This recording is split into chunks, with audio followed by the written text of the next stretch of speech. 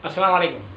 मोहम्मद सिद्दीक मिटवर बाबा आला किस्सो एहसान भलाई नसीब बाग अकुल मसरूर शाद आबाद।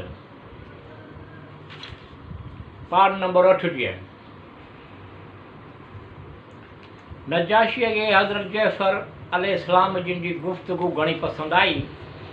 वरी उमर वास चयो, ऐ बादशाह, ही माण्हू हज़रत ईसा अलैहिस्सलाम जे बारे में मुखालफ़त कंदा। नजाशी हज़रत जैफर अलैहिस्सलाम जिन खे चयो, तव्हांजो पैगंबर जनाब ईसा अलैहिस्सलाम जे बारे में छा फरमाए थो?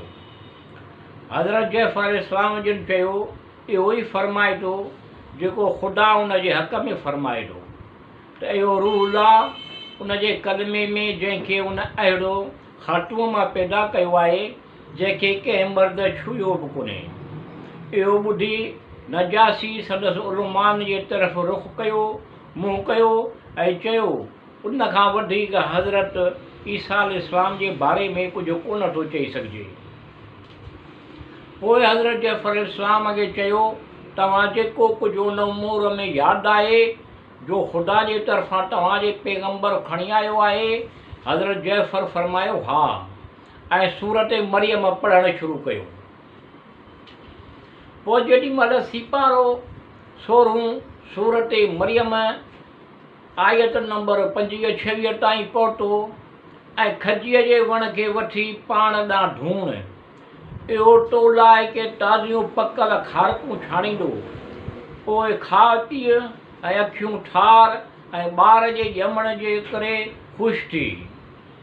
पोइ जे तूं माण्हुनि खे ॾिसी जेको तोखां पुछे त चओ त बेशक मूं अलाह चुप जे रोज़े जी बासी आहे, पोइ अॼु हरगिज़ कंहिं इंसान सां न ॻाल्हाईंदसि। इहो ॿुधी नजाशी ऐं सभई उलमा नसारा जेके उन दरबार में हाज़िर हुआ सजदे में किरी पिया।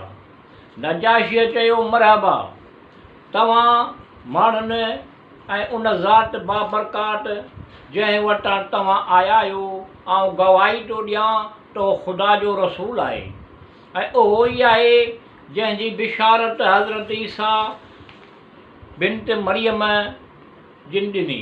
अगरि मुंहिंजे बादशाहीअ जे उमूर फ़राइज़ मान्य न हुजे त बेशक आऊं हलां, तव्हां माण्हू पंहिंजनि मक़ाम ते वञो ऐं तव्हां अमुन ऐं बेख़ौफ़ आहियो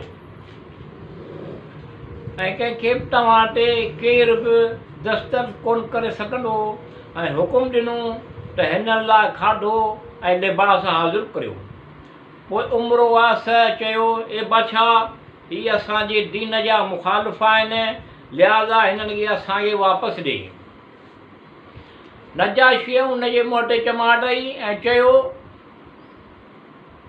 ख़ामोश थी, ख़ुदा जो कसम, अगरि हाणे तो हिननि खे बुरो चयो त तोखे क़त्ल करे छॾींदुमि।